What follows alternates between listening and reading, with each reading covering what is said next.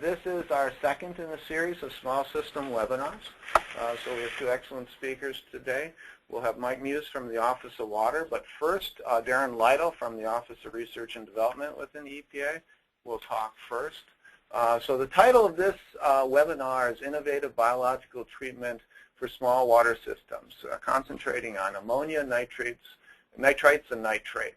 So as you can see by the slide that's up on the screen, you can receive a certificate for continuing education, one continuing education contact hour for this webinar. If you'd let us know that you wanted that, we'll be glad to send you a certificate regarding that. So if we could switch to the next screen, we'll get going. Next slide. So I think, Darren, you're in charge. If you can flip to the second slide. Thank you. Here you see a schedule of the webinars. So we have a webinar located or selected for each month. So you can peruse down these titles, and it'll show you what's coming in upcoming months. So this is also located on our website, and you can access in other ways. But just to show you here that we've got another 10 webinars to follow after this one. So we'll get going very quickly. So our first speaker is Darren Lytle. Darren Lytle is a branch chief of the Treatment Technology Evaluation Branch of the Water Supply Water Research Division in Cincinnati, Ohio.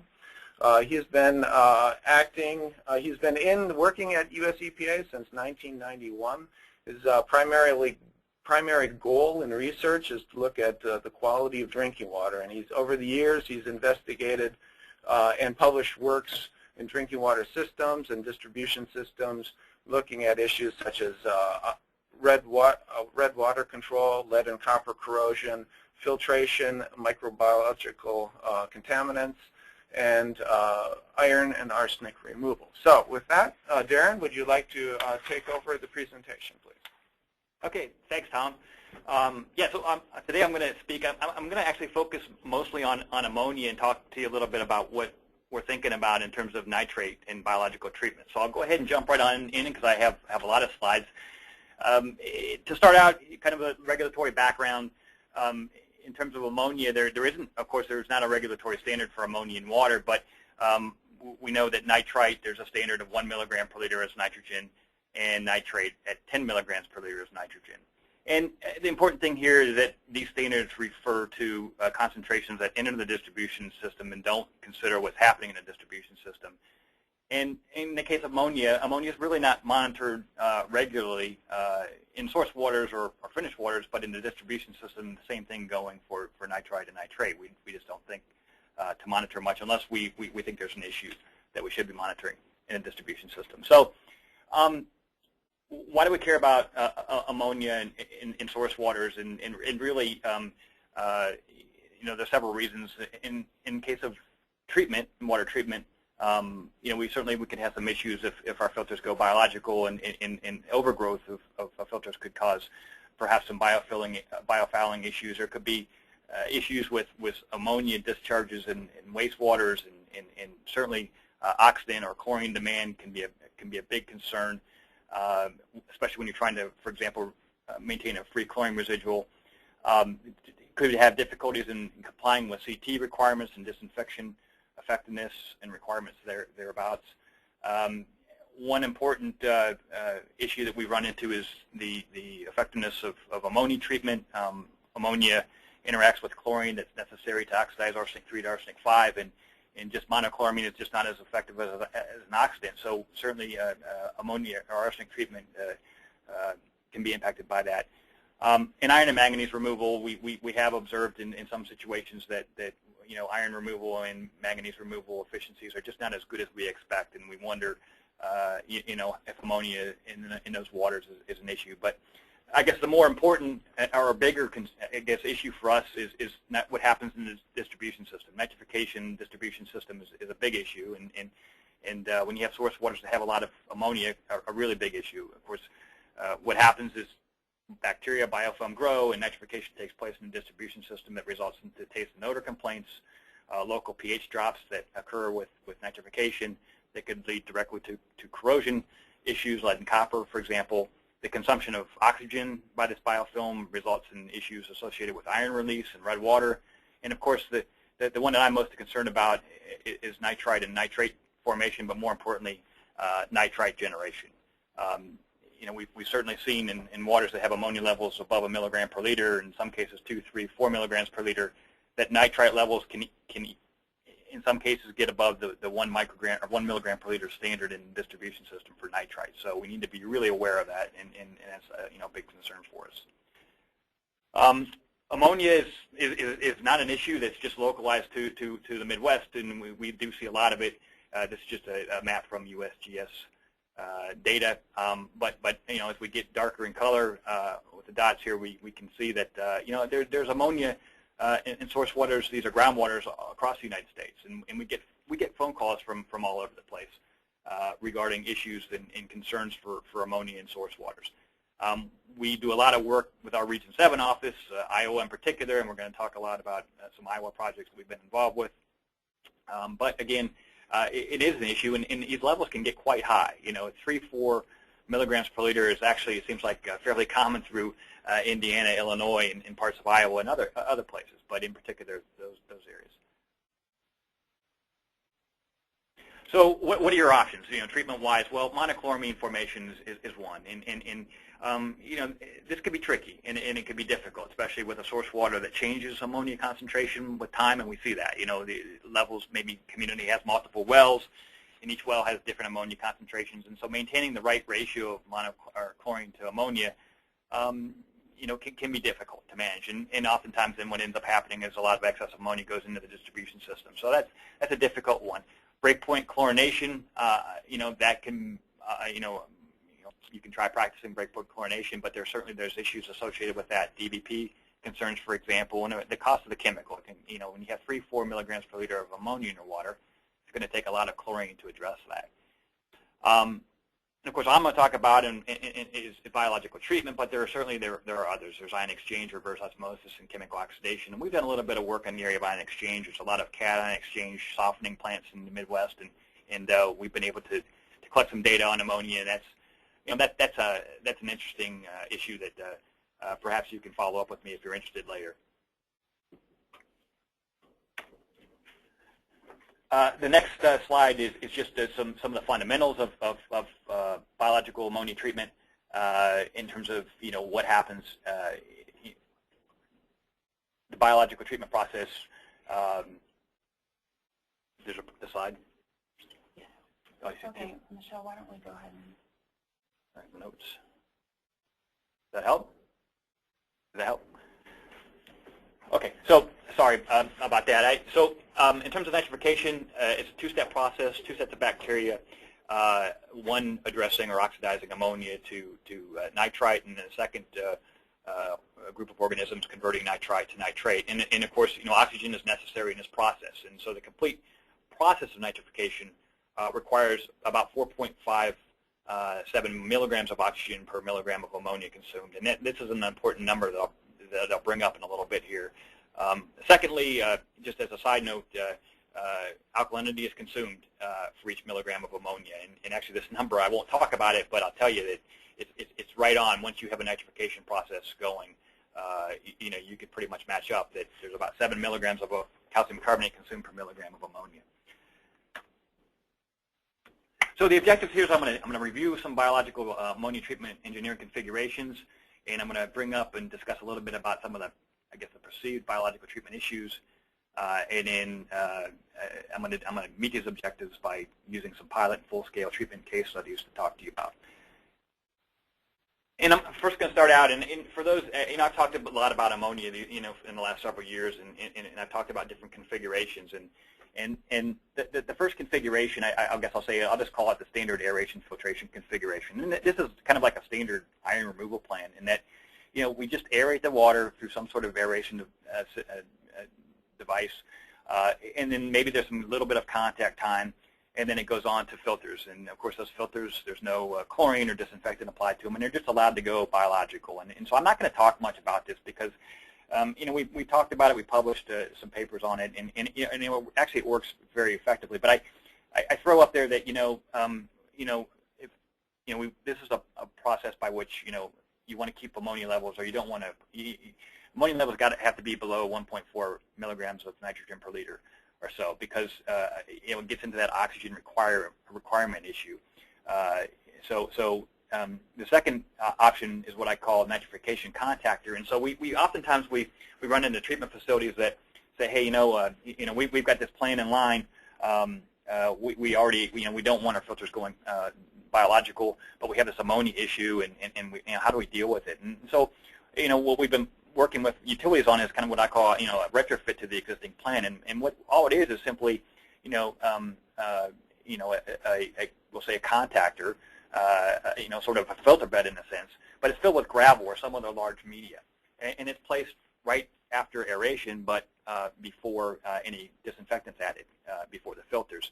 And so, in this mode, this is a system that doesn't require much backwashing, or actually very little backwashing, and sort of runs on its own once the filter becomes, or contactor becomes acclimated. And again, this would be in situations where ammonia is less than 1.4 milligrams per liter.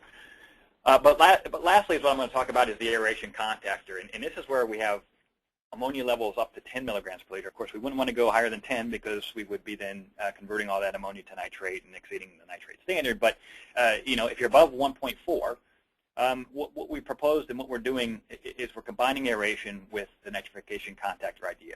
In other words, we're basically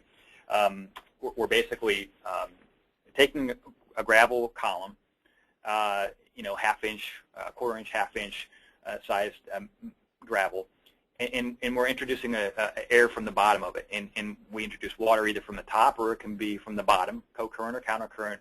We're introducing the water, and by doing this, what this allows us to do is it allows that column to be saturated with oxygen at all times. So as the microorganisms, the biofilm on the gravel is oxidizing ammonia to nitrite and nitrate, it never runs out of oxygen because there's always bubbles coming up through the gravel. And so, again, this allows us then to address, it allows us to get around that 4.57 milligram per liter of oxygen per milligram of ammonia constraint that we have, in the kind of the conventional setup, where what happens there is that you can saturate the water, it goes through the filter or the contactor, but the oxygen is consumed, and coming out, it could be quite low, and it's just not able to be replenished. So that's what we do, and I'll tell you that these systems require minimal backwashing, because it's gravel, and we don't really backwash these things in the sense that we don't expand the beds or anything like that. But they do have to be followed with granular filters. Oftentimes, we have iron in our waters when we have ammonia in the water. So, and of course, we have bacteria, and so we do finish or follow up with anthracite or sand or combination of filter to follow. But again, the idea here is that oxygen is saturated throughout all the time. So now I want to jump into a case study, and I want to talk about one of our, I guess, working with the community and working with the state of Iowa in a small system, Palo, Iowa. And this was exciting to us because we took this aeration contactor idea from a pilot to full scale over a 4-year period of time. This is a small community of under 900 people. When we got involved, the city actually didn't have a public water system. Everyone was on individual wells, but they had some issues with contamination of the wells and some local flooding, and so as a result, they were awarded a grant to basically support and fund their drinking water treatment facility and distribution system, which they didn't have prior to involvement in 2010. So what we've done here is again, we've taken this aeration contactor approach and we piloted it there. We came in, the state was looking for some help, and the community was looking for help, and so we've talked about this in terms of, we're able to maintain these saturated levels of oxygen throughout. This is just a picture of the pilot. We actually piloted the contactor and followed it up with an anthracite over sand filter, which is what they were thinking about going with. And again, minimal backwashing, and we have multiple. In this case, we had 3 systems in series, each one in series, to test different flow rates and things like that. And so a couple things I just want to point out water quality wise. During the pilot, we had almost a milligram per liter, or 0.82 milligrams per liter of iron. There's no phosphorus. TOC was low, and the ammonia was 3.3 milligrams per liter. We ended up using a smaller gravel, 1/4 to 1/2 inch diameter gravel in the contactor. I believe those beds were filled with 30 inches of gravel. This is just one set of data, and I know that there's a lot happening here, but a couple things I want to point out over the course of the pilot, and we piloted this thing for over a year, is that we early on we actually we did a lot of work in house here, but when we took the system to the field, we ran into some issues, and perhaps the biggest issue was that things just didn't happen very fast. In fact, the ammonia levels in the contactor effluent are in the black here, black circles, and it took a long time, 120 or so days of the system operating 24/7 before ammonia levels started to drop. And we never saw nitrate levels during that same time increase. We saw the nitrite levels increase, which was, of course, very bad, because we're exceeding now the 1 milligram per liter. And so we couldn't quite figure this out. And in some discussions here, with the microbiologist, suggested, well, maybe we're nutrient limited, and so we started adding orthophosphate. And as soon as we added orthophosphate, we saw an immediate improvement on both the ammonia oxidation dropping right off, as well as the nitrite began to decrease as well. But nitrite sort of leveled off, and then after a couple weeks, we began to see the ammonia come back up again. And then the next slide that shows that that situation represented here really has to do with the oxygen level. So we realized that we needed to add some orthophosphate to the system to get things going, but at the same time then we ran into some issues with the diffuser and the diffuser clogging, and we realized that oxygen levels were starting to decrease, and it took us a couple of times of blowing out the diffusers a couple of times to get the material that was coating it cleaned off. But once we did that, once we were able to maintain a steady oxygen level, the ammonia levels coming out of the filter, or the contactor, I should say, this is the contactor, were basically zero, or at our detection limit. And I'll also add that there was, by the end of the study, once we got all this sorted out, we were all forming all nitrate and no nitrite. So the pilot study, to summarize, and I've talked about this, this in a number of other locations, and I have reports. So if anybody's interested, we can definitely provide that later. But orthophosphate, though, these things were things that we did not recognize when we did piloting in house. That orthophosphate was a necessary component. It had to be added to get the process going, to get complete nitrification, and maintaining saturated oxygen, very important, in fact, critical here. Nitrite spiking during acclimation period, you got to watch it. Certainly, that's what we want to avoid, nitrite over 1. And then these design parameters were then applied to the full-scale system, which again we produced a report, and that was provided to the Iowa Department of Natural Resources for approval for the full-scale plans, which I want to go into next. So that was the exciting part to us, is we spent a lot of time piloting and doing work in-house and other locations and in Palo, but now taking that and going full scale. And folks at HR Green in particular, Matt Wildman, worked on the plans to put this together and did a great job of taking the pilot to full scale. And so, again, as I mentioned, this is basically a 4-year process. By the time the pilot and engineering report and pilot took place to the point where the water treatment system was constructed and actually went in line in 2014. So it was a 4-year process to get this plan in line, and that includes the distribution system and everything that went along with it. Now, in terms of the community itself, again, the design population for this system was just over 1,100 people at an average daily demand of 0.115 million gallons per day and peak flow of 0.23 million gallons per day. The design flow rate of the system was 300 gallons per minute, and the plant was run for about 6.4 hours per day design, and then peak demand 12.8 hours per day. Now, there were some differences between the pilot and full-scale system, and I'm going to just mention them here. The pilot was run 24/7. The full-scale went in operation 4 to 5 hours a day for the first 5 weeks or so, and then later on 6 to 7 hours per day, 7 days a week. So that's going to be important, because how long the system runs directly impacts how long it takes to acclimate the system. Phosphate, the pilot was bed at 0.3 milligrams per liter as orthophosphate.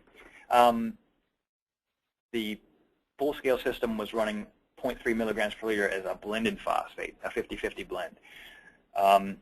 Water direction flow, so our pilot was countercurrent, the full scale was co-current. So that's important, and I'm going to tell you that none of these things made a difference. Well, the phosphate in the airflow to water flow did not make a difference in terms of seeing differences in ammonia oxidation. It was felt that the co-current operational mode was going to help prevent anything from settling or possibly clogging the contactors. So and so that's why we went that direction, or HR Green went that direction. In the filter backwash, we backwashed with non-chlorinated water in the pilot, and the full scale was chlorinated backwash water, and I'm going to address that in a minute, or talk about that, I should say. So continuing on with the contactor design parameters, the filtering loading rate of the contactor, so this gravel bed contactor, 2.2 gallons per minute per square foot, with an airflow of 1.5 cubic feet per minute per foot squared. Conditions of let's say backwash, but again, we don't expand the bed here. But when this is done, and there's really not any head loss or anything, we just sort of suggest it might be good practice every once in a while to do this, maybe on a monthly or every couple month basis for 7 minutes at a flow rate of 15 gallons per minute per square foot. The depth of the contactor was actually 45 inches, and the effective size of the media was 1/2 inch gravel. The design parameters for the filters, so these are kind of the standard filters used for iron removal. That's pretty typical design in certainly Iowa and other parts of the Midwest. 2.2 gallons per minute per square foot was loading rate. Backwash 15 minutes at a 50% bed expansion, and the flow rate was 17 gallons per minute per square foot during backwash. Again, it's anthracite, 20 inches of anthracite over 10 inches of sand. I should also mention, and maybe I forgot, I may not have, but the filters were actually pressure filters in the full scale, and we piloted gravel filters. And again, I'll just tell you now before I forget that there was no difference in effectiveness of the filters. So jumping into some figures or pictures, these are the contactors. Nice aluminum vessels, 2 of them in place. These are the blowers that were in place, and the contactors behind them, and this is the top of the contactors. Now, when I looked at this, the bubbles seemed to me to be kind of aggressive in bubbling up pretty good, and so I don't know. There wasn't a good way of controlling the flow, unfortunately, of the airflow in the system, and I don't know if this is an issue. I'll bring it up in a minute in terms of ammonia oxidation through the contactor, but keep this in mind and remember this slide. These are the pressure vessels for the filters. And just to show some data. So we've monitored this system now, the full-scale system, for it's been over a year now. This is the latest set of data, and I just want to I'm going to go over this pretty quickly, but contactor 1, this is one of the 2 contactors. I guess what I want your attention to go to is the ammonia levels with time come down to about 0.5 milligram per liter or so after about 200 days. So what I want to say about this is that seems like a long time, 200 days to acclimate. But keep in mind that system was not run 24/7, and I'm going to tell you that in these systems, and I know that this particular pilot we ran into some trouble, but I'll jump ahead of myself and say that our experience now has been that provided that you're adding phosphate and keeping the oxygen levels where they need to be, that you can expect a system like this to acclimate within 30 to 40 days if the system's run 24/7. And that's just been our experience now in a number of pilots, and I think others have kind of observed the same thing. Now, why 200 to 250 days? Well, it takes it's kind of a linear thing is what we've observed. So if it takes 30 days to acclimate at 24/7, if you run it 12 hours a day for 7 days a week, it takes 60 days to acclimate, and that's kind of what we've observed. So I'll just make that point now. And then secondly, we're not down to 0. And I'm going to talk about why I think that might be the case here, because it certainly was the case in the pilot. So I'll bring that up in a minute. So the next slide is one of the filters, and again, the filter continues to oxidize ammonia. So we did not add chlorine to this to the filter, and so any carryover of nitrite or ammonia, and in fact, there's very little nitrite, coming off. I sort of jumped over the nitrite, but nitrite levels are quite low, and there really wasn't much of an acclimation period in the full-scale contactors of nitrite getting too high. It never was even close to 1 at any time. In fact, it's never really been over 0.5 at any time. So anyways, the filters finish up anything that's left over,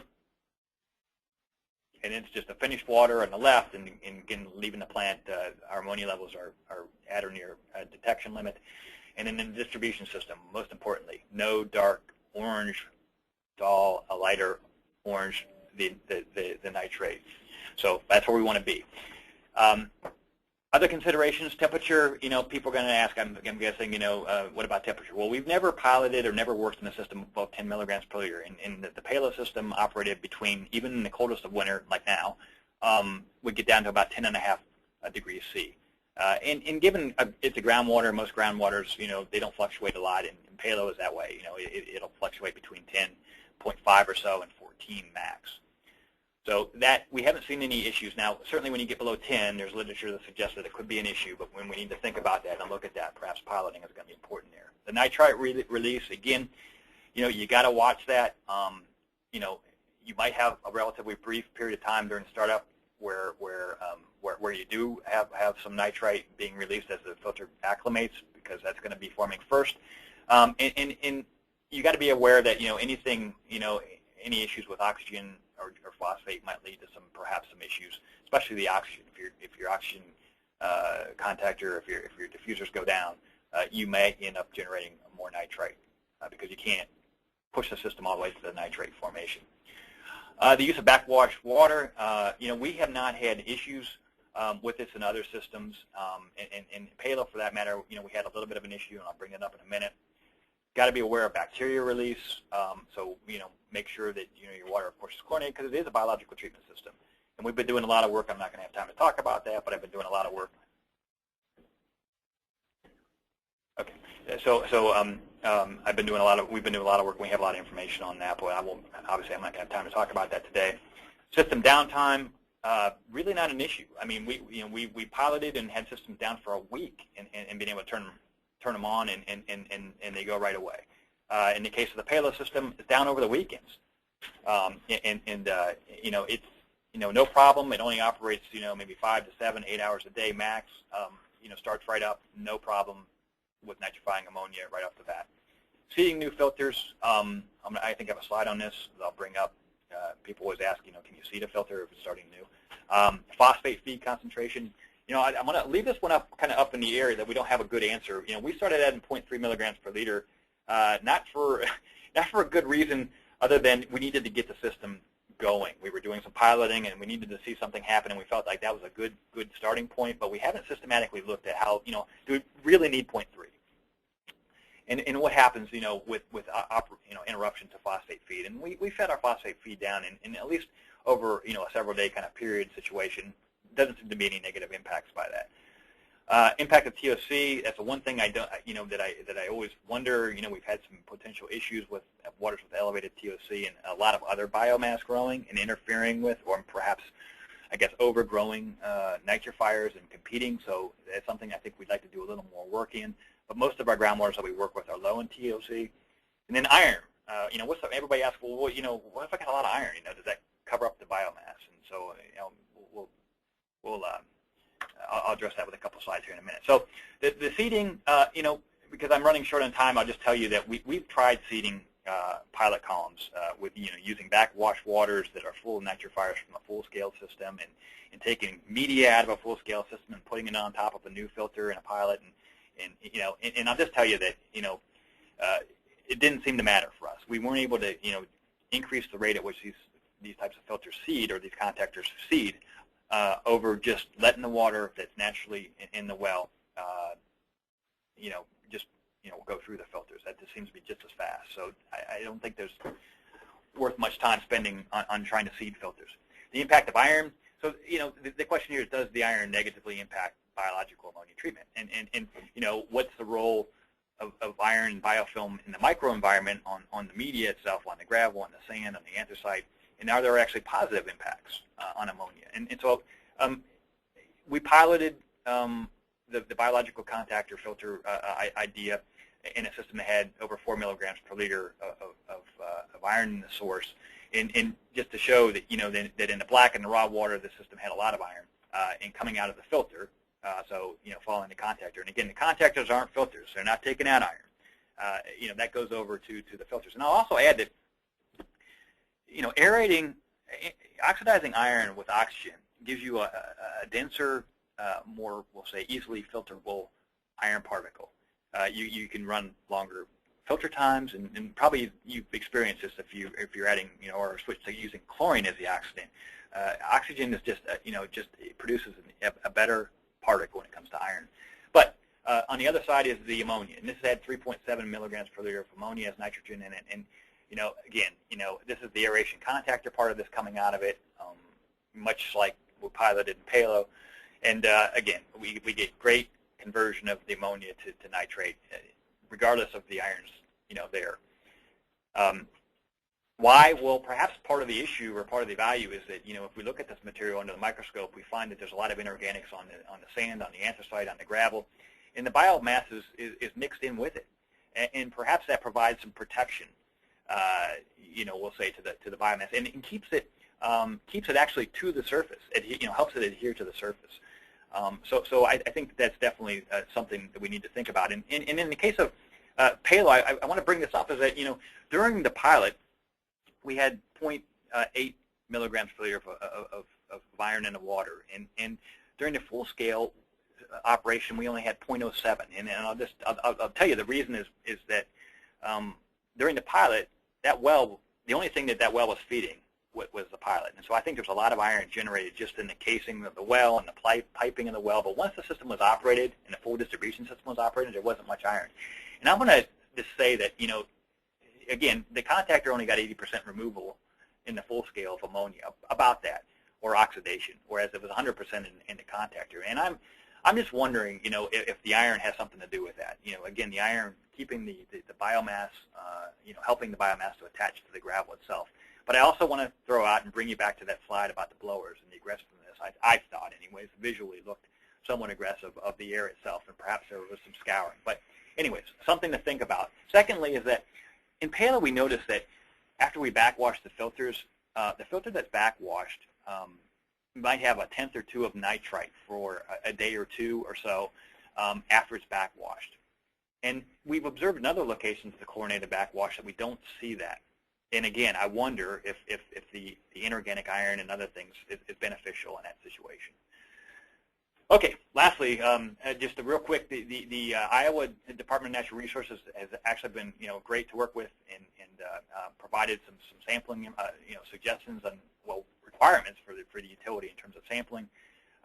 They want to look at nitrite in the distribution system and entry into the distribution system and at the wells on various frequencies, monthly basis in this case, and then also requiring some self-monitoring of the utility just to check things out, look for ammonia and oxygen and nitrite and nitrate, nitrite at different locations, and ammonia as well at different locations. So I'm going to zip over this slide.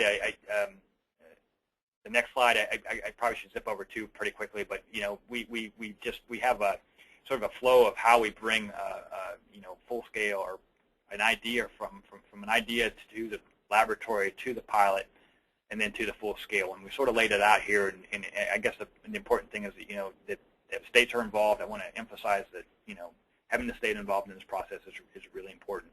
And what's next? Well, I didn't talk much about I didn't talk anything about nitrate, but certainly our next approach is going to be developing a nitrate system that matches kind of what we've done with the ammonia system.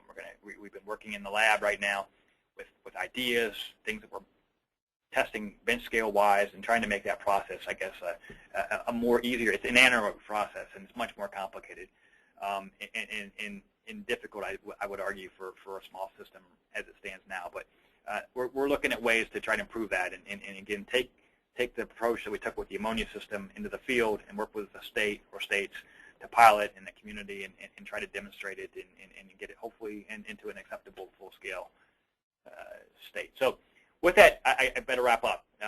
And so ammonia is found in many groundwaters in the United States, and I've shown you that. And it's not regulated, but certainly I hope I've convinced you that there are many problems associated with it, particularly in the distribution systems. Biological treatment is simple, and it is. The utility small system has not had any problems with the system. It kind of runs on its own, and it is really straightforward to address ammonia. A variety of parameters are important to think about, design parameters, media size, the loading rate, nutrients, and oxygen levels. It's robust, which definitely I can say that's the case, and hopefully I've demonstrated that. And it's viable and cost-effective for small systems. And with that, and lastly, I want to mention, going back to working with the states, you got to communicate this, communicate what you're doing to successfully bring on a new technology, particularly biological treatment process, online in the small system. And with that, our EPA notice, and I'll turn it back over to Tom, I think. Okay, great. Thank you, Darren. Thank you very much for that talk. Sorry about a little bit of the technical difficulties with the slide presentation. We'll now switch over to Mike Muse's talk from Washington, D.C. And Mike works in the EPA's Office of Water within the Source Water Protection and Climate Change Group. That's in the Office of Groundwater and Drinking Water. And he'll present on a constructed wetlands project for the removal of nitrates from water. So if we can cue Mike's slides. So Mike actually has not been able to join the webinar yet. Let's go to Q&A then. Okay, then we'll go to Q's and A's right now, and hopefully Mike will pop in. Okay. Charlie. Okay, so Darren, are you ready? I am ready. Bring it on. Okay. So let me pull up the so I'll pull up the questions. So how were the pilot filters initially seeded with the appropriate nitrifying bacteria, and how long did it take? Okay, so yeah, I touched a little bit on this. They were seeded with the natural organisms that were in the source water to start. So we just, just allowing the natural raw water to flow over top of the contactors and/or filters with time will seed them. So really, that's all that is necessary. Now, it takes. We found our experience has been that provided that the system runs 24/7, the pilot runs 24/7 under loading rates and flow rates that I've discussed here. Should take anywhere from 25, 30 to 40 days to acclimate. So in other words, after that amount of time, you'd expect to see, you should expect to start to see the ammonia be completely converted to nitrate. Okay. Another question is, can you talk a little bit about the cost of this technology? The cost. Well, yeah, I wasn't prepared. I don't have, I do somewhere I've got information on how much the payload system costs. I don't know off the top of my head. And I'm not a costing person, but I would probably say that, really, I mean, we're not talking much more different here than kind of an iron removal type system. I mean, really, I mean, other than the fact that you have these contactors, the aeration piece is there, and the iron removal filters are there. So, I guess that's my best. If that person, whoever wants to that information, please get a hold of me. I can try to track down a little bit more on the costing. Okay. What was the impact on the corrosivity of the water? Yeah, we did not. I guess we didn't do any direct measurements of corrosivity in the sense that we didn't do any monitoring in the distribution system and things like that. I know in the past in communities that we've worked with, I mean, no one has seen any issues with with lead and copper, for example, action level exceedances. But it's a good question, because I would actually argue that you should have fewer issues in the distribution system. I think you get rid of nitrification in the distribution system. You get rid of ammonia. You help your system without a doubt when it comes to corrosion. What's bad for iron release in red water is low dissolved oxygen. You want that system to have oxygen. You don't want nitrifying biofilm to be consuming the oxygen and thereby causing ferrous iron to be released into the water and resulting in later red water. So again, we don't have a lot of we don't have any experiences or we have not heard any issues being created, and actually I would argue that it would be beneficial. Okay, thanks, Darren. I guess Mike is ready to go now. Again, sorry about the difficulties. I already introduced Mike, being from the Office of Groundwater Drinking Water, and he'll present on this constructed wetlands project. So Mike, are you ready to go? Rachel Carlson is here to help me walk through different parts of this. I'm just going to talk very, very briefly about a couple of examples we found highlighting some constructed wetlands or enhanced wetlands, and then we're going to talk about the opportunities you may have to collaborate with neighbors, neighboring systems, and communities, and then some of the funding opportunities that are available.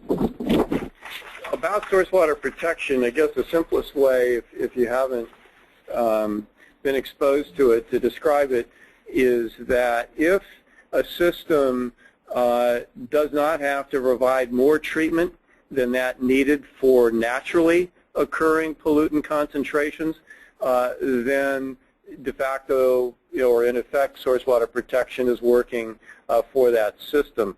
If a water system does have to provide more treatment than needed for naturally occurring pollutant concentrations, then there's obviously a source water issue there. So one of the reasons, or some of the reasons, you might think about looking at green, looking at green infrastructure is the life cycle cost. It may be less, even though the lead time to put something together may take longer. It may be less to operate and maintain over a number of years than replacing gray infrastructure every 20 or 30 years if you do have to treat. So the first example is in Bloomington, Illinois, and there's a quote at the top. Next slide, please. I'm sorry. There's a quote at the top of this from the Nature Conservancy, who is a leader in this project, and the other partners, along with Bloomington, are listed here. And certainly one of the major ones would be the Natural Resources Conservation Service. I've got the typo there. It's NRCS, not NRDC. And the local soil and water conservation district, along with a couple of schools in the area.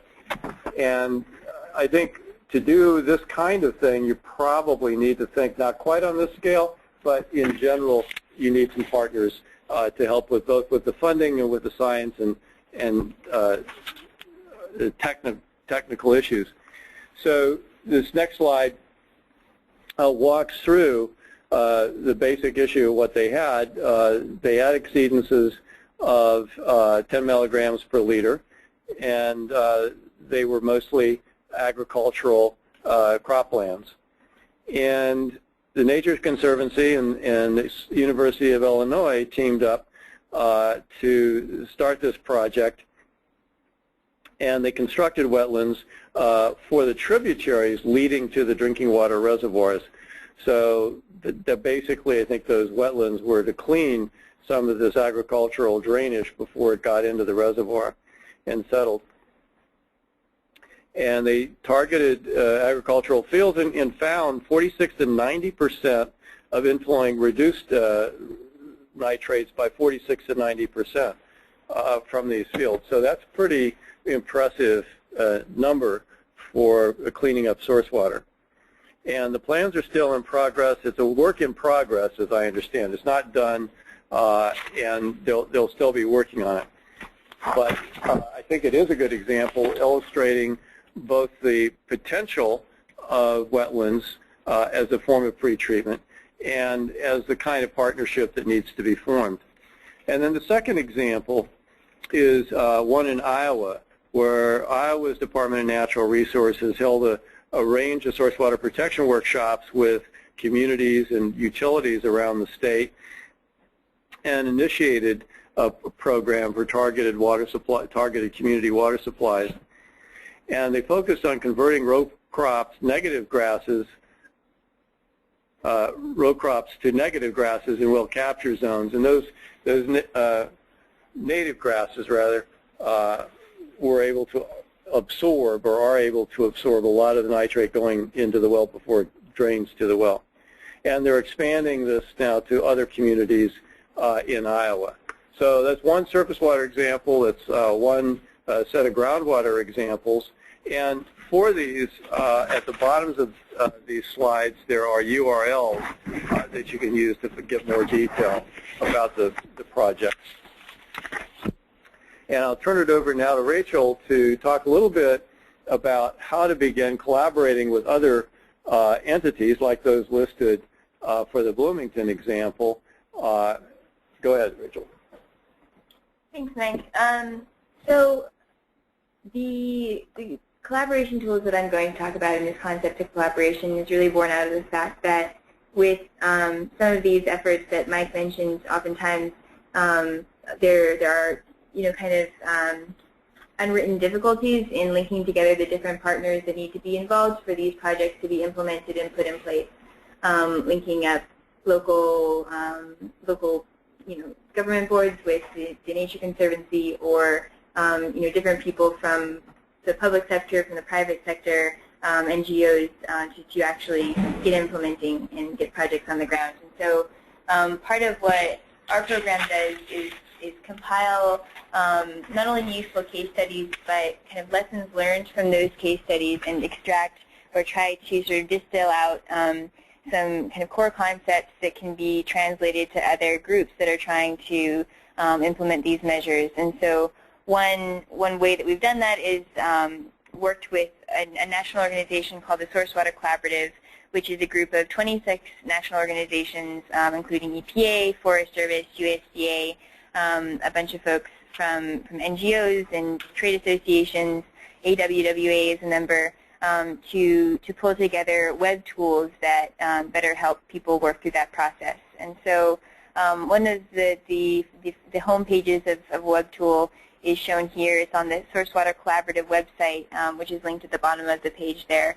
And just to move to the next page, and I can go back to this, that home page, but these are a few of the web tools that we have up on the Source Water Collaborative website. And so the first one is that's the toolkit that has the interface that was just shown. It's the collaboration toolkit, how to build and maintain effective partnerships to protect sources of drinking water. And so this tool essentially it compiles resources for linking up with others. It's kind of a compilation of tips that are gathered from different groups that have been working in Iowa and Illinois, all across the Northeast, all across pretty much every region of the country. We have example meeting materials organized in the toolkit, case studies, example source water protection plans, and outreach resources, and kind of charts of different funding resources that you can access. And so it's a pretty handy tool, and also a web map of the different groups that are working on similar projects around the country and ways of contacting them. The second resource listed there is the Conservation Partners Toolkit, and so that's more explicitly focused on kind of the conservation realm. And so so that it's more oriented towards source water protection folks and utilities in finding out what resources are available through, as Mike mentioned, NRCS and the National Association of Conservation Districts, so conservation districts around the country, which have their own kind of funding resources and technical and financial assistance bodies that can help you out in source water protection. And then the other two resources listed at the bottom there are just kind of automated ways of finding immediate partners that you can begin to think out collaboration efforts with. So it lists different organizations around the country engaged in these issues and people that you can begin to contact. And so the next slide, I think, Mike, you're right. So one of the pieces of all of these toolkits is explaining the funding available for source water protection, and there's really quite a bit out there if you get creative and keep different sectors on your radar. So right. Thanks. One way to look at funding is that there's funding you can go after as an individual utility, and then there's funding you really need a partnership of some kind to go after. And while partnerships are always good in almost any context, including drinking water SRF set-asides, you can go after the money as an individual utility. So I thought I'd want to highlight that. And there's three sections of the Act that deal with this. The first is that states can use 10% to provide technical assistance. This is generally where the states would provide assistance to you, but it might be in doing planning to figure out whether and how something like enhanced or constructed wetlands would work for you. And then there's the infamous so-called 15% set-aside. One provision of that is for capacity development, which, as I understand it, is defined as a very, very broadly and can include source water protection or doing some aspects of planning and preparing for source water protection. So that's the K1B one. And then there's another one under K1D, which is for the wellhead protection program. And that's where states can allot up to 10% or use up to 10% of their annual allotment for wellhead protection programs. So those of you who have groundwater nitrate contamination issues, like the ones we showed in Iowa, this might be of interest to you.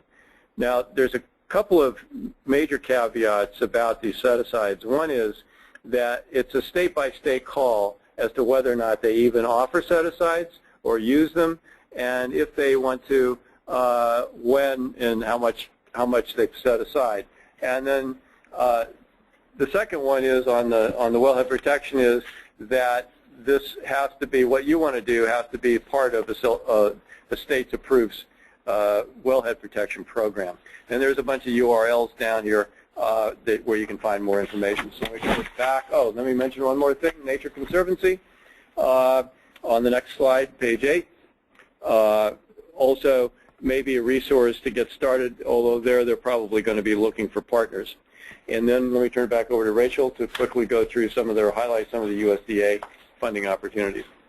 Yeah, and just to touch back on the Nature Conservancy piece a little bit, they really, in order to, that report that's mentioned on the page is a good way to kind of understand the argument for source water protection. The Nature Conservancy has put together some resources that map and then also sort of specify the enabling conditions whereby source water protection is more economical than gray infrastructure, and there are certain regions of the country where that's more true than others, and depending on different environmental conditions. And so they've done a really great job of doing some ground truth research in kind of spelling out those conditions to look for. And so Mike's noted some USDA funding programs here that I think can be used for constructed wetlands and other conservation practices.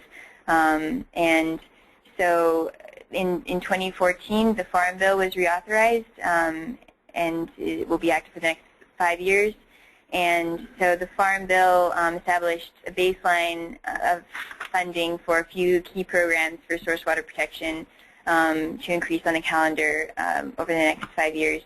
And also has compiled some of their past programs to kind of make them more accessible and a little bit easier, I guess. And so one of those, or a few of those, are ASEP, which is the second bullet in the bottom list. And through ASEP, NRCS funds eligible partners to purchase agricultural land easements and also has that program also has a wetland component that gives funding to help private landowners and Indian tribes to purchase wetland reserve easements. And then I think EQIP is up there. So EQIP is a program that allows eligible producers to apply to NRCS for financial assistance. So just different ways of working with producers to find funding for conservation. And another big one, I think it's on the next slide as well, is RCPP, so the Regional Conservation Partnership Program. And so this is a huge program. This is the kind of vehicle through which USDA plans to commit a pretty massive pot of money, at $1.2 billion through 2018, with a matching requirement. So with matching, it plans for the rollout of a total of $2.4 billion devoted to conservation practices over the next few years. And there's a strong focus on a few key kind of environmental factors, and EPA is working with NRCS, which is the newest member of the Source Water Collaborative, to try to get a more source water focus involved in the next RFP. But either way, many source water areas are very, very eligible for this funding, and this particular grant program has a strong focus on partnership building. So looking back to the toolkits I mentioned, as much as you can kind of build out your partnerships, it's a really great, great opportunity. And just one quick example of how that opportunity can come into reality. The Connecticut Source Water Collaborative, a group in Connecticut that works on source water protection measures, in 2014 they submitted an RCPP proposal and got quite a bit of funding for a 5-year project focused on Long Island Sound, which has a dissolved oxygen TMDL. But the main reason for that TMDL is nutrient pollution from stormwater runoff from working lands all along the Connecticut River. And so this project in Long Island Sound, or for Long Island Sound, is focusing on the entire region highlighted. And they have mapped out particularly vulnerable areas within this area for stormwater runoff. So they plan, they're currently in the planning stage, but they are planning on rolling out a kind of massive suite of agricultural BMP projects, and they're starting farm management teams and a bunch of different sort of agriculture BMP and land conservation measures to prevent nutrient pollution. And so that's just one example of using this USDA funding for nutrient reduction. To go over this really quickly, I wanted to tie back all this funding stuff to the How to Collaborate toolkit that I mentioned earlier, just because if you caught yourself thinking, I wish there was an easy way to compile all this information or access all of this in one common home, that is this toolkit. So if you go to the Source Water Collaborative website, sourcewatercollaborative.org, and press on the How to Collaborate toolkit button, we have a bunch of different funding pages up there that you can print out in PDFs and link to tools that can be used by groups starting these measures at different stages. So funding resources for people who are just taking the first baby steps and they want to implement a pilot project, or people who are your seasoned kind of veterans that have a few projects under their belts and they want to kind of look at ways of sustaining their own revenue. And so one tool that it highlights is the University of North Carolina Watershed Protection Investment Calculator. And I think this is a pretty great tool. It's a calculator that allows a utility to input a utility rate and use a kind of sliding tool to show the impact of a changing water rate on the average customer's monthly bill, and also on, paired with that, the amount of money that any given change will generate for a watershed fund for source water protection towards a specific project. Okay, so I think I'm out of time, and I'm also out of material. So that's Thank you very much. Excellent. Okay, thank you. So we'll go through some questions. We have booked another half an hour here on the line, so if you're able to hang on, that's great to answer some questions. We've got a bunch of questions from the chat room, If you wanted to ask some of the questions to OGWDW, please put them into the chat room and we can get to them. So I'll start out with some questions back for Darren about some of the systems that have come in through the chat room. Okay. And we'll answer a few, and then if you've got some more on the recent presentation, we can answer them after. So the first question to Darren is back to, you mentioned temperature. One system has 2 groundwater systems that use biological ammonia removal in Alberta. Both have water heaters to warm the water in the colder months. Do you have any thoughts on what the threshold of would be on the cold side in terms of biological activity? Yeah, so we haven't, like I said before, we haven't gone below 10 degrees C, but the literature does suggest that when you start to get below 10, you might have some issues with biological nitrification. So things might slow down for you, for example. So, again, we don't have experience below 10. Another question was, you mentioned us having some success with cation exchange. Can you explain this? Yeah, so let me back up. Actually, we haven't had, we've had success in that, yeah, cation exchange removes the ammonium ion. However, the problem is that, cation exchange, at least applied in the Midwest, is designed for calcium or hardness reduction. And so what happens, we found, is that the breakthrough of the ammonium ion being a +1 charged ion occurs much more rapidly than the calcium ion. And so what happens is plants that use cation exchange, they regenerate based on calcium breakthrough. And what we've observed is that if you monitor over the course of an operational period before regenerations, is that calcium's removed 100% or really well, but the ammonium ion may be removed for half the time, but then it breaks through and comes out, and then it actually goes above what it was when it started out. So, it's being basically pushed off, in a sense, I guess, by the calcium that, again, is more preferred, being a divalent cation. And we've actually seen in some situations over the course of a 48-hour period of time between regenerations that the ammonium ions could be very low, could be the same as what's coming in, or in some cases even being very high, much higher than what's coming in, because it's it's being kicked off by the calcium. So, would not recommend that as a strategy at all, or you'll be regenerating much more frequently. Okay. Another question for you, Darren. Did you evaluate any other potential biocarrier other than gravel, or media other than gravel? We did not, and that's not to say that there aren't good materials out there. We just wanted to stick with a generic material, something that anybody could get a hold of, was not proprietary and things like that. So we just stuck with gravel. Okay. Let's find another one here. So here's a question. How long after backwashing with chlorinated water does it take for biological treatment capacity to kick back in or recover? Right. So, in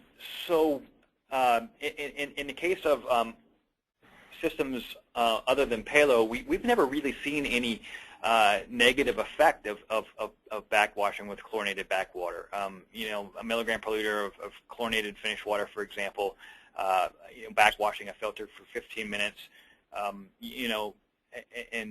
it hasn't been an issue. In other words, we monitored what was coming out of the filter right after backwashing and found really no degradation or no negative impact on ammonia nitrite or nitrate coming out. So basically no effect. But as I mentioned, in the Palo system, we do see maybe a tenth or so of nitrite coming out after the backwash there. And again, why there, and we haven't observed that elsewhere, I wonder about the role of iron, and the role of the coatings. And so in those particular cases, within a day or two, the levels, day or two or so, the levels are back down to our detection limit, which is, like 0.07. I believe it's 0.07 milligrams per liter as nitrogen. So, I think that hopefully answers the question. Okay. And one more. Was there already a nitrate MCL exceedance in Palo, and if so, what was the reason behind treating for ammonia, which is unregulated, and not primarily the more acute problem of nitrate? Yeah, that's a great question. So you know, ammonia is a big issue, obviously, in Iowa, as a map indicated. In the state is very aware of nitrification issues in the distribution system, and it's my understanding that you know, if they believe that nitrification is a problem in a community, you know, they will require sampling to be done in the distribution system. And in fact, if nitrite levels are above the MCL in a distribution system, they will enforce in the distribution system. And so it's my understanding that other states are thinking about the same things too. So yeah, I mean, you know, in some states, you know, it's not just about what's entering the distribution system. They take it a little bit further, and they'll say, yeah, you know, we need to be aware of what's going on in the distribution system, and we're going to enforce the nitrite regulations out there, which they can do. So that was really, you know, again, Palo, when we started there, did not have a distribution system, but you know, the state, you know, is well aware that, you know, with those kinds of levels of ammonia, that nitrification is going to be one of their big challenges, and nitrite in the distribution system will be one of the big challenges, and they wanted that to be addressed. And so that was really the reason why, you know, ammonia treatment was performed there, and perhaps other places as well. Okay. I don't see any for this second presentation yet, so feel free to send in those questions if you have them. Here's a question for you, Darren, again. What were, if the filters, were the filters left unsaturated over the weekends, or were they drained? They were not drained. They were you know, they weren't drained, and they weren't there was no oxygen going. I mean, the system was, I mean, the air was not turned on. So basically, the system was essentially stagnant during the weekends or during the off times. Not drained, though. Okay. And let's see. I tell you what, just to add on to that, we've had situations where in the pilot systems that we've accidentally drained, we'll say, contactors and/or filters, and didn't recognize it for, you know, maybe you know, overnight, kind of the next day, and amazingly, you know, we would just, you know, get the water going back into the columns, and things recovered right away. Okay. I'm going through the questions here. One of them is, and I'm not sure if I asked this already, but do you feed pure oxygen or air to maintain the oxygen saturation? It's air. Okay, great. I think we've answered many of the questions that were sent in. So I think, do we have any more from the OGWDW in Washington, C? I think there's a couple. Okay, great. Okay, one of them is, let me see if I can spot it here. This was for Rachel. Can an organization become a source water collaborative partner from a monetary standpoint only? And the answer is no. Most of the collaborative members, the national collaborative, are not.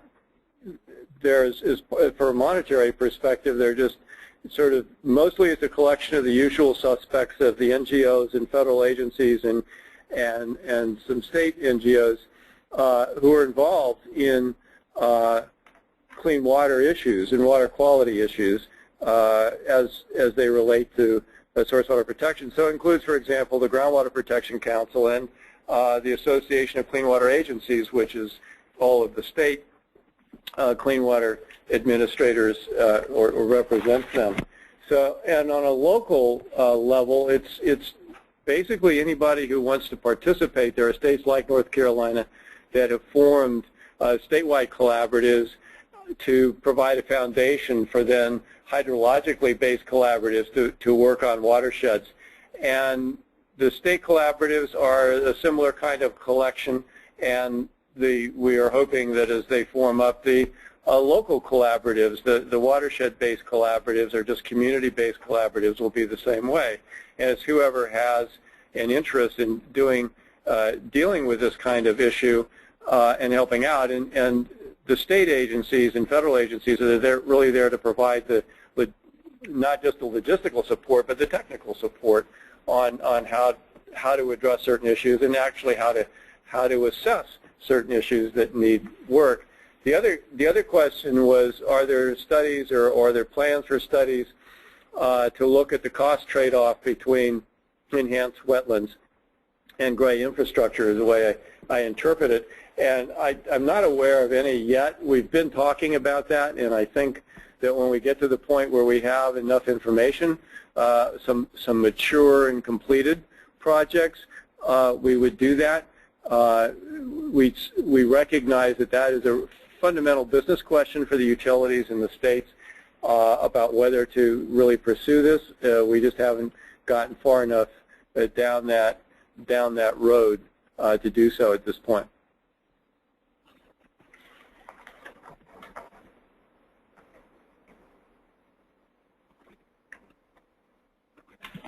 And that's it, I think.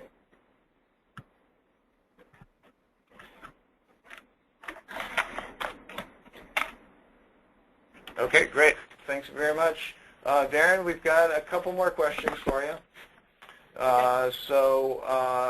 The question is, does the system use CT disinfection after this system, after treatment? Does the system use CT disinfection? How do they disinfect after? Certainly there's going to, during that period of acclimation time, they're going to be forming monochloramine. And until they get rid of the ammonia, it'll be, once that occurs, then it becomes all free chlorine. I think that's what you're asking, right? Right. So yeah. So they become a free chlorine system. Okay, great. Here's another question. How often is backwashing required or recommended? So of the contactors, again, we don't have a good reason why we even really need to, there's not like a buildup of head loss, so there's not an immediate need to do that. But we like to recommend like after a month or two of operation, maybe just backwash the contactors. Now, as far as the filters go, that's really dictated by how much iron and other things are in the water. But as I mentioned in the case of Palo, they can get by with once every couple of weeks because they don't have the iron in the source water, and so the biomass itself that's still in the filters themselves, it's not enough to cause a big head loss buildup. In fact, they get very little head loss buildup. But in other plants where there's significant amounts of iron, let's say 1.5 milligrams or so of iron, they might backwash once a week. So it really depends on at least the filter part depends on other things as well. Okay. Here's a question. Do you need to follow these systems with nitrate removal systems if the nitrate levels are getting close to 10 to provide a buffer, not to exceed the nitrate MCL? And what kind of treatment would be recommended? Yeah, so that's a good question. Yeah, we haven't gone above 10. Obviously we've avoided that for avoiding the MCL. I tell you, if you have ammonia above 10 milligrams per liter, I almost would say that your best bet for treatment is not to do anything and not to introduce any air at all. So we worked with a system in Illinois for arsenic removal and iron removal, and what they did was they had high levels of ammonia in the source, and what they ended up doing was not ever breaking the system, not introducing air at all, and so the DO was always very, very low. Permanganate was the oxidant, so it oxidized the iron in that particular situation, and the arsenic in that particular situation, and went to filtration. And so by doing that, since you don't introduce oxygen, you don't introduce nitrifiers. And so that was, that's almost what I would suggest if you have that much ammonia, is to do that type of situation. Don't ever introduce the oxygen so nitrification doesn't become an issue, and look to an oxidant like permanganate if you have iron in the water. Okay, great. Thanks, Darren. I think there's another question for Mike. Yeah, the way I read it, with source water protection, our local planning and zoning departments typically the enforcement mechanism or agency for protection areas, and if so, how have other areas enforced source water protection? Well, the tense is a little bit ambitious for us. I'm not aware yet that we've been succeeded in getting source water protection into that arena yet, but we would like to. That's the logical place, or one of the very logical places that it needs to be. And the American Planning Association has been off and on part of the Source Water Collaborative, and they've helped us with this a lot and put out some materials for local planning departments.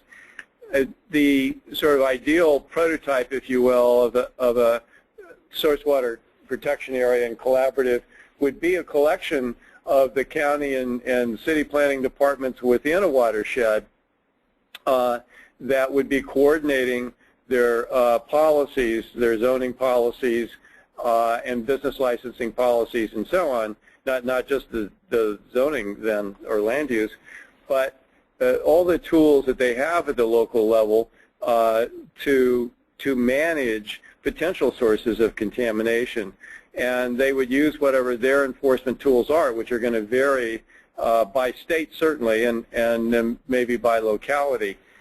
And we just point out that those are not the only enforcement players that we would need to rely on. There are also state programs like the State Clean Water Act. Most states are delegated Clean Water Act authority, and there's a number of programs in the Clean Water Act that need to be implemented with an eye toward source water protection. So from the collaboration standpoint, the utilities need to think about participating at the local level, but also lobbying their state Clean Water Act agencies, if they think that's needed, to pay more attention to pollution issues that are affecting their source water.